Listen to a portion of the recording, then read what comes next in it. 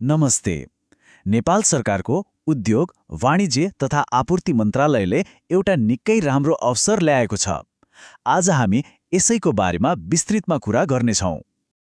ल सोचौँ त, अहिले बजारमा माग भएको कुनै व्यावसायिक सिप, त्यो पनि पुरै निशुल्क सिक्न पाए कस्तो होला?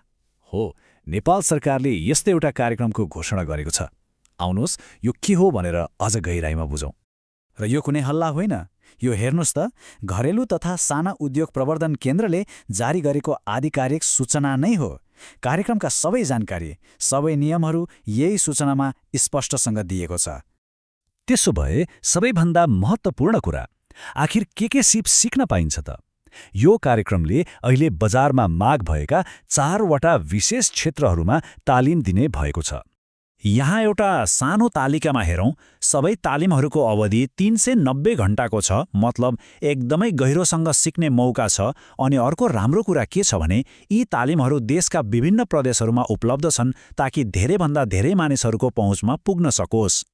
अझ रमाइलो कुरा के छ भने यसमा कुन प्रदेशको कुन जिल्लामा तालिम हुन्छ भनेर पनि स्पष्ट खुलाइएको छ। जस्तै कोशी प्रदेशको मोरङ, झापा र इलाममा ब्युटिसियन तालिम लिन सकिन्छ। यसले गर्दा आफूलाई पाएक पर्ने ठाउँ छनौट गर्न एकदमै सजिलो हुन्छ, होइन त? र यो सुविधा देशभरि नै छ।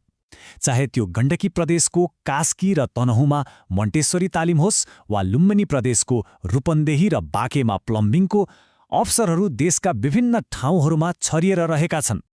यति राम्रो अवसरको बारेमा सुनेपछि मनमा एउटा प्रश्न पक्कै आउँछ, यसमा सहभागी हुनका लागि के योग्यता चाहिन्छ? ल, अब यसबारे कुरा गरौँ। यसका लागि चाहिने योग्यताहरू एकदमै सरल राखिएको छ, ताकि धेरैले आवेदन दिन सकुन्। सामान्य लेखपढ गर्न सक्ने, 16 वर्ष उमेर पूरा भएको ऐनी पनि नेपाली नागरिकले आवेदन दिन सक्छन्।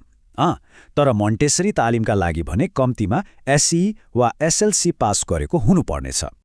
अब अनलाइन आवेदन दिनुअघि केही कागजातहरू तयार पार्नुपर्ने हुन्छ, जस्तै कि नागरिकता, पासपोर्ट साइजको फोटो अनि शैक्षिक प्रमाणपत्रहरू। यिनीहरूको सफ्ट कपी, मतलब पिएनजी, जेपीजी वा जेपीजी फर्म्याटमा तयार राख्दा एकदमै सजिलो हुन्छ। ल, अब सबैभन्दा महत्त्वपूर्ण खण्डमा जाउँ। आवेदन कसरी दिने? यसको प्रक्रिया कतिको सजिलो वा गाह्रो छ, हेरौँ है त। आवेदन दिने प्रक्रिया पुरै अनलाइन छ र एकदमै सरल चरणहरूमा बनाइएको छ। आधिकारिक वेबसाइटमा गएर अनलाइन तालिमको लिङ्कमा क्लिक गर्ने, आफ्नो विवरण भरेर रजिस्टर गर्ने अनि मागेको कागजातहरू अपलोड गरेपछि सबमिट गर्ने। एकदमै सजिलो छ। वेबसाइट खोल्दा देखिने पोर्टल यस्तो हुन्छ। यहाँ लगइन गर्ने ठाउँ छ र यदि पहिलो पटक आवेदन दिँदै हुनुहुन्छ भने नयाँ अकाउन्ट बनाउनका लागि साइनअप गर्ने विकल्प पनि देख्न सक्नुहुन्छ।